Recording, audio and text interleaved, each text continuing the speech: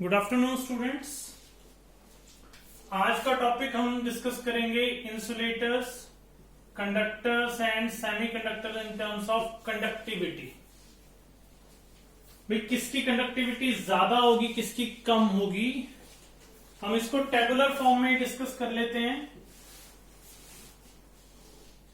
सबसे पहले इंसुलेटर्स,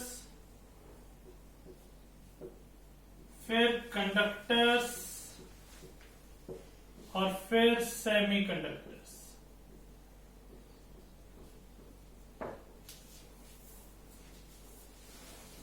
इसमें हम इनकी जस्ट कंडक्टिविटी की बात करेंगे। इंसुलेटर्स की कंडक्टिविटी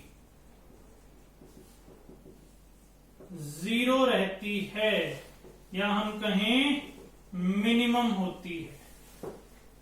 इंसुलेटर्स में से कंडक्टिविटी 0 होने के कारण करंट 0 एम्पियर क्रॉस करेगा। एग्जाम्पल रबड़।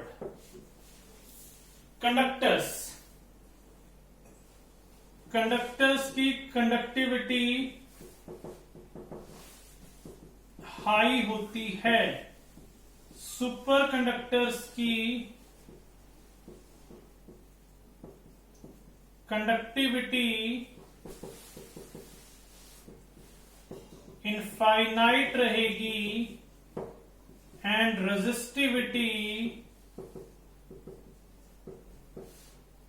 रेजिस्टेंस कर दो, resistance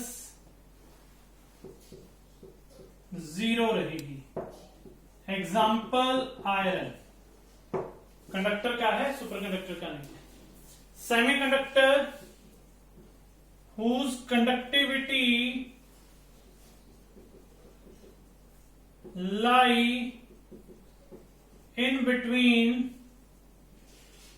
conductors and insulators।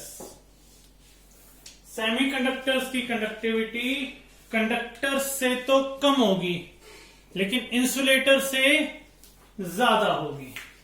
For example germanium, silicon. Note down करो इसको एक बार।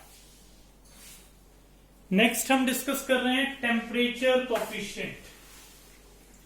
टेम्परेचर कॉफिशिएंट किसके साथ डील करता है? हम जानते हैं the value of resistance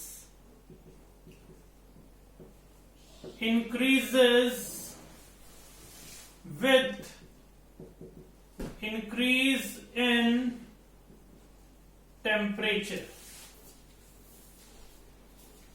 resistance की वैल्यू टेम्परेचर बढ़ने के साथ साथ बढ़ती है। इसी से रिलेटेड है टेम्परेचर कॉफिशिएंट। सपोज करो एक टेम्परेचर बढ़ाया तो resistance I T। Resistance at